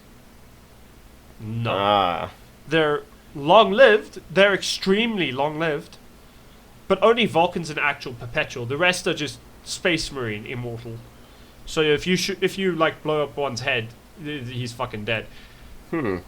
Vulcan, on the other hand, you had his head exploded. And it just grew back. He came back. Like, he is genuinely impossible to kill. He went on a whole fucking thing against one of his brothers who tried to kill him and failed. But also the same brother that the lion was obsessed with trying to fucking kill because that bitch was a piece of shit. What was his name? He was known as like... Imagine the Punisher, but he would murder planets. So like, For fun. I was gonna say like Galactus, but he doesn't do planets for fun. Just when he's No, hungry. he's not malicious. He is like the Punisher. Punisher is probably the closest thing I can say, and even the Punisher is nicer than he is. Damn. And I can't remember his name. It's Corvus Corax or something. You'll have to look him up, but I think it's Corvus Corax. That sounds like a dude from the Raven Guard. Then it's his brother. It's one of the other ones. Because just judging by the name It's not Corvus, Corax. It's his brother. Corvus sounds like the Primarch for the Raven Guard. Yeah, I think he's gone on to become a fucking warp entity. Like he went into the warp to hunt one of his brothers, and he's just in the warp now. Dude, and people, it would be. They get the Raven Guard like occasionally gets like this weird raven thing that comes and helps them do shit. They don't know what it is. A lot of people speculate. I'm misremembering. If you guys are commenting on this, please correct me. But like, I remember it as being like he would occasionally just appear and help the Raven Guard do shit. Okay. Man, it would like it'd be so cool if we did like a Warhammer like podcast where you just educate me on like Warhammer stuff. I'd have to do some research, but yeah, there's a lot I could do if you want to do that. We could do a special on Warhammer. It's grim, dark, and it has a lot of things that die. We could do it this month if you want. I'll just go research for October. I'll have to. Actually, with the way 40k works, I'd have to do several podcasts because I'd have to like cover set topics as I go. Yeah. Like I'd have to be like, okay, we're gonna cover this thing this week because there's a lot of shit to cover. Well, yeah, if you guys are interested in listening to something like that, let us know via email or just like comments I'm or stuff. interested in doing that because it sounds fun. I'm in fun, my dude. like Warhammer like era right now because Warhammer is like ever since Space Marine 2, like I've been interested in doing like more Warhammer shit. But yeah, let's go ahead and move on to the news. So a couple right. news things happened that I thought that was worth mentioning. We can go ahead and skip past like the VTuber changes, the Drama. TOS stuff. Not really. Oh, the stupid TOS about hips. Yeah. We can touch upon will it. never understand Apparently, it. like new TOS stuff regarding VTubers got announced. Genitalia. Oh, hold on. Let me just pull up the tweet itself, and we can show it on stream. Close up window. There it goes. Do that. Let's see. Okay. Twist has now confirmed that VTuber hips must be covered. This is coming from Leah Kitties. I can think of many VTubers who don't have theirs fully covered, me included. The issue is commissioning new outfits to meet ever-changing guidelines is expensive and time-consuming. Be aware of this clarified rule. And its picture it states, the entire policy applies to VTubers in the same way it applies to other streamers. Genitalia, buttocks, hips, female-presented nipples, and underbust must be covered at all times in general streams. These guidelines apply to VTuber models, but not video game characters, including those uploaded into games such as VRChat. His hip coverage is often forgotten in this rule. Please be sure that your VTuber model covers this area. It's so stupid. Yeah, I don't really have an opinion on it. I do see a lot of like actually like IRL like female streamers like completely like skirt the rules past like barely wearing nothing and stuff, and it's kind of funny that like VTubers are getting like ostracized regarding this. But you're also like, why do you hate VTubers in particular? It doesn't make sense. Yeah, I don't know either. Like, who cares? Why do you care? They just hate the anime. They just hate the anime woman.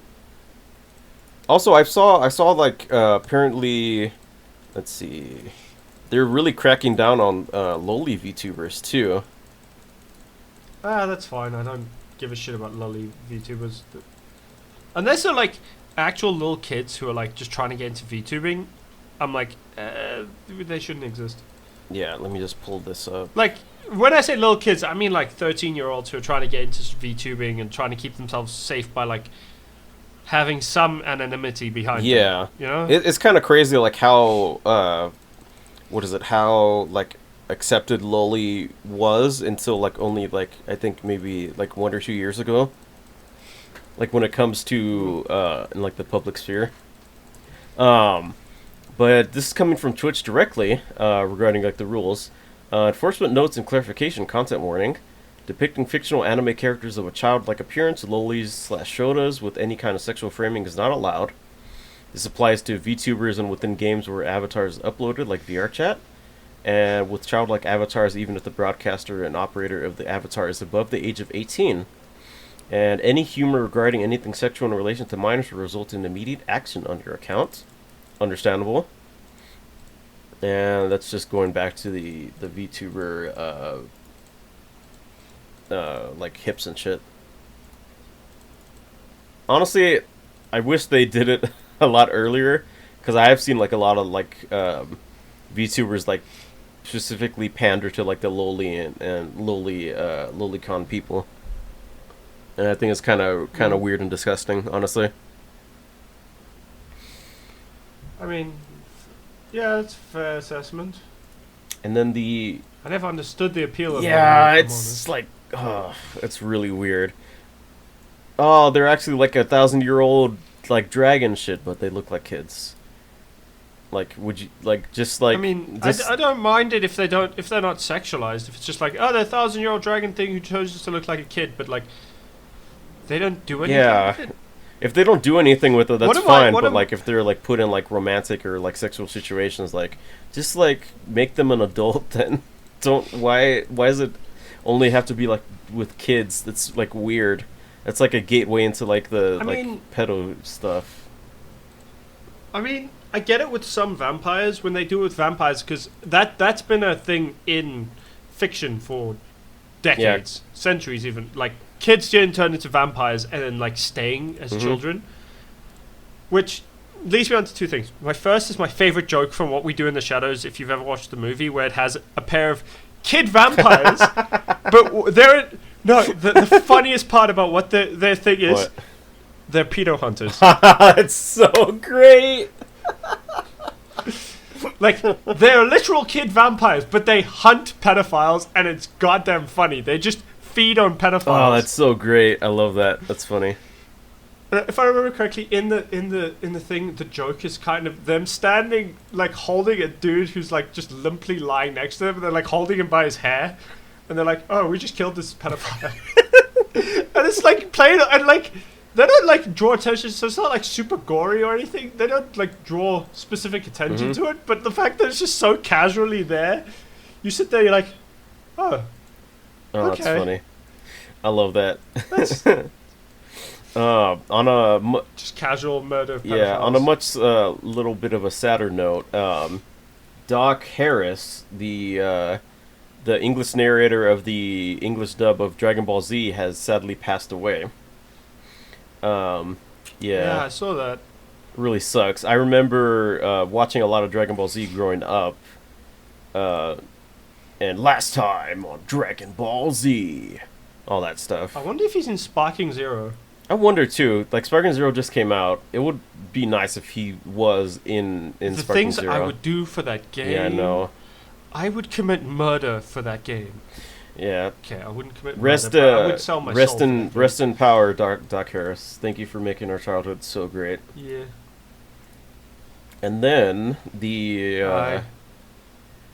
last thing, minus the Alien Isolation sequel that we talked about before, was Halo series developer 343 has been renamed Halo Studios, and then they have announced all future Halo games will be developed on Unreal Engine 5. What do you think about that, since you've been playing a lot of Halo recently? I'm not sure. I mean, I'm not the most hardcore fan of Halo. I enjoy it. It's a really cool game to play, and the story's pretty fun. But I'm like, I don't know. 343 hasn't got the best track record for making good Halo games, though. Yeah, it's funny because like the tweet under it by Dextro is like, Halo devs promise to make games great again, but fans aren't convinced. Yeah. Largely because they haven't got a track record for making like the good games. The good games came from Bungie before they sold it. Yeah. And then Halo 5 was a disaster. Everyone thought it was shit. Infinite, I haven't heard too many bad things about Infinite. Yeah, when... But like, it still hasn't got the most glowing reception. I don't know if you were here when Halo Infinite got like announced and like gameplay footage got shown, and they showed off like that. They showed off like how bad the brute model looked when it got like really close to the camera. When I played it, it looked pretty good. So I think they did fix it before release. Like between announcing and releasing it, they actually fixed a lot of the issues. As far as I'm aware, anyway. They called him Craig. Hold on, let me show it. Craig. Yeah, this dude. He looked just like a bald monkey. Yeah, I remember that. It was funny. The brutes. Although having played like through a lot of the games following, or the Master Chief Collection, the brutes don't look bad. They do look kind of like monkeys, though. Yeah, they did show a little bit of in-engine footage, and it looks like they're going back to like original Combat Evolved Master Chief, like with how he looks. Here's that little thing right there.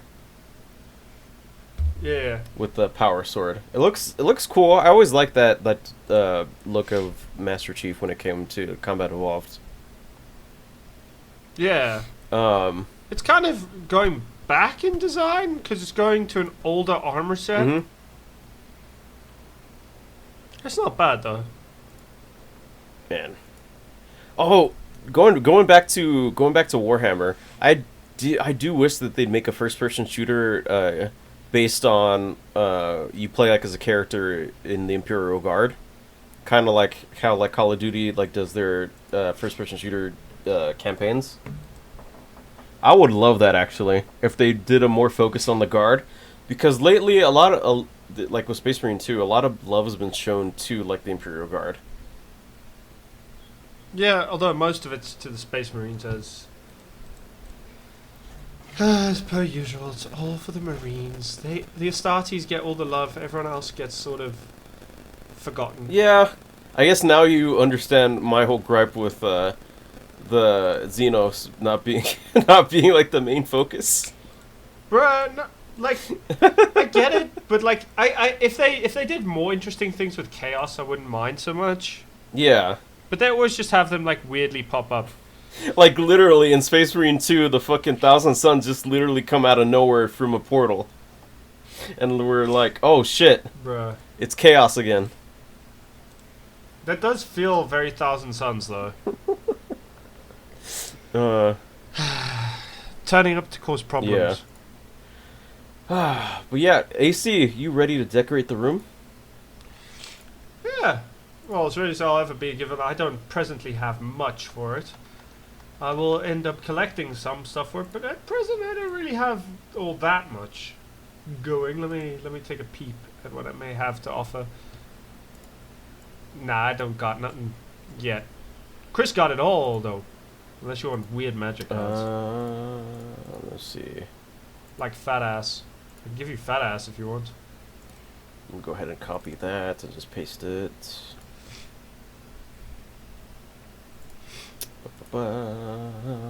It's everyone's favorite girl, Tali Zora. Ah, Tali. She's going on the desk. Nima or Normandy? What do you mean? Was Nima or was Normandy? Oh, Normandy. Yeah. She's going... The best version. I guess I can put her on the desk right there. Or maybe... It looks a little bit Just out put of on it. focus on the desk, honestly. I'll just put her on the shelf behind me. All right, fair enough. Uh, and then let me look up one for Karlak. Baldur's Gate 3 Karlak statue. Because I love me my Karlak. Ooh, that's a nice one. Let's see. I need like a PNG.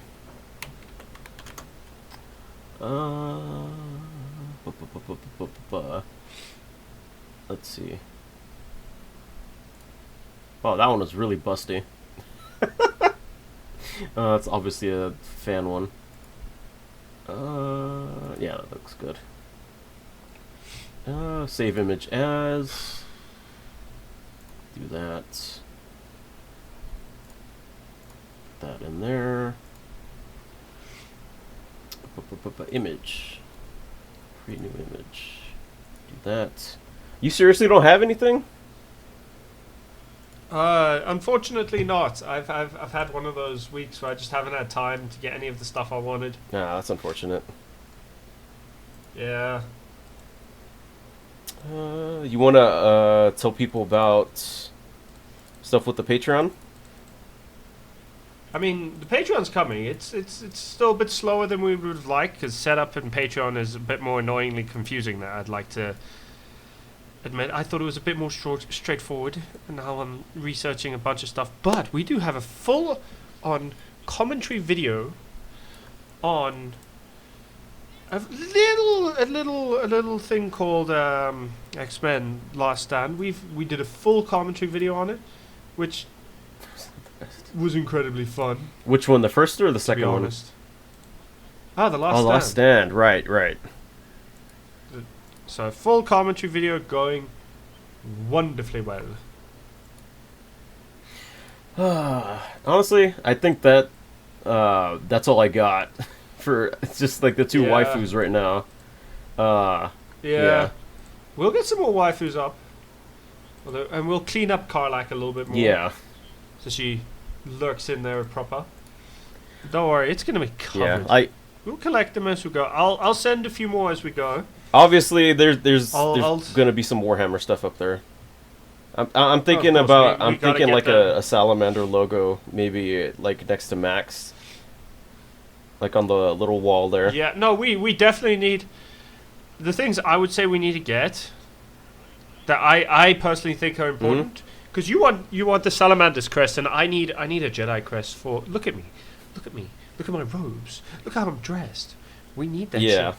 shit. But I will find a good one for you of that we can put on my side of the room, as well as a few. I'm gonna put in some of the better looking Kamen Rider stuff that I know. That I'll send over to you. Oh yeah, definitely, 'Cause definitely. I need some of my Kamen Rider models for me, man. Some maybe like a Vader as well. I'll put some of the sicker looking Kamen Riders because the current Kamen Rider Gav is weird. His entire power comes from gummies, like wine gums. Was it?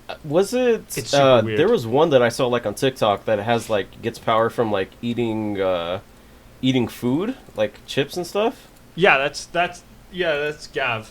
That's the current rider. Like, there's only 6 episodes out so far.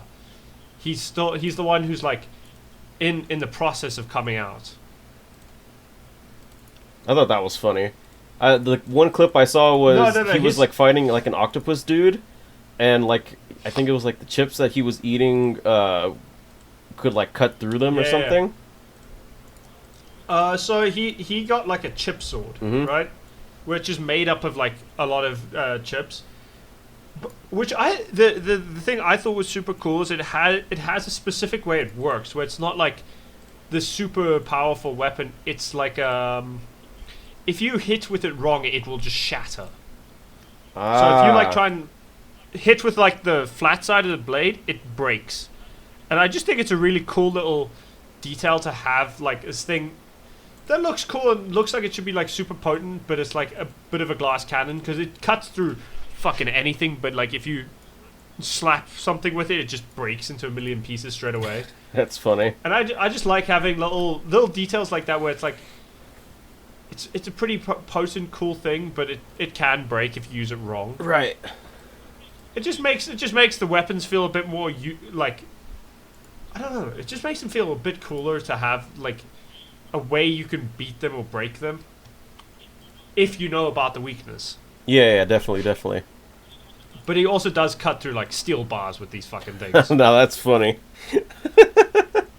But he's also one of the only like riders I know of whose base form is super strong, and like, because he picks up like a giant slab of granite with his bare hands. Ooh. Not even in his like rider form. He's just normally, he just goes, Oh, he's just normally strong. there's a bunch of yeah, like there's a bunch of dudes who are like struggling to move a granite block onto a truck, truck, and he's like, let me help you. Just walks up to, picks it up and puts it on top of the truck, and I'm like, that's a pretty well done effect.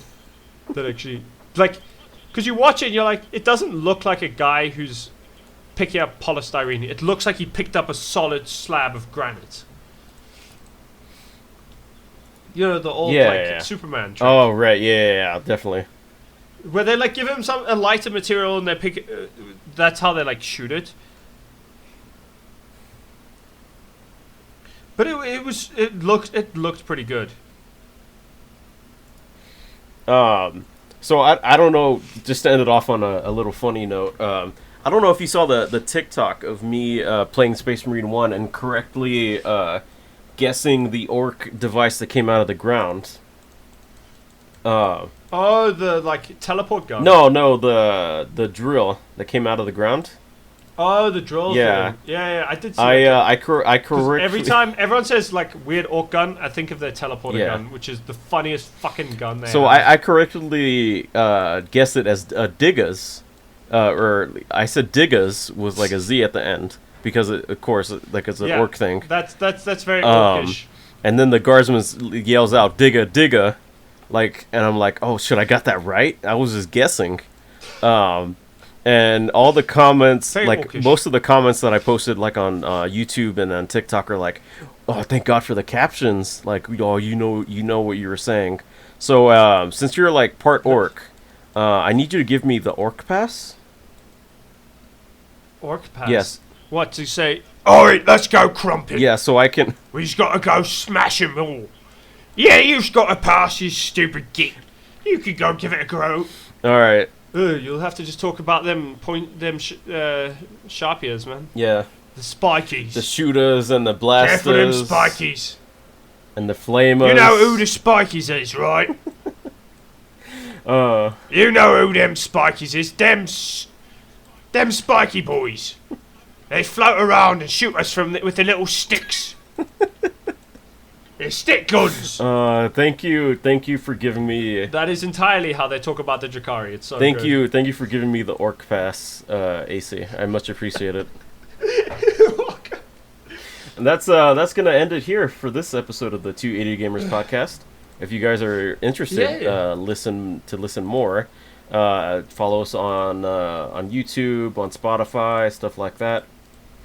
But yeah. Much appreciated. I don't think we have any. Actually, let me check. I don't think we have any letters to go through. Not this week. Yeah. Let me just double check. Slow week. If you guys do want to send us emails so we can answer it, wide litany of questions, be it Warhammer or Star Wars or stuff like that, in general. Or games in general. Yeah. Our email. You can also. Go ahead. Yeah. Our emails? Sorry, I was about to say Lord of the Rings. That shit too. I can do so much talking more. The email you want to send it to is 2idiotgamersmail@gmail.com. That's 2idiotgamersmail@gmail.com. Much appreciated to all you lovely listeners on Spotify and on YouTube. Much love, much love. You have anything to say before we go ahead and end it off, AC? Nah, all I can say is I'm fucking hungry and I need a drink of whiskey. I'm hungry too. Johnny. Bye, guys.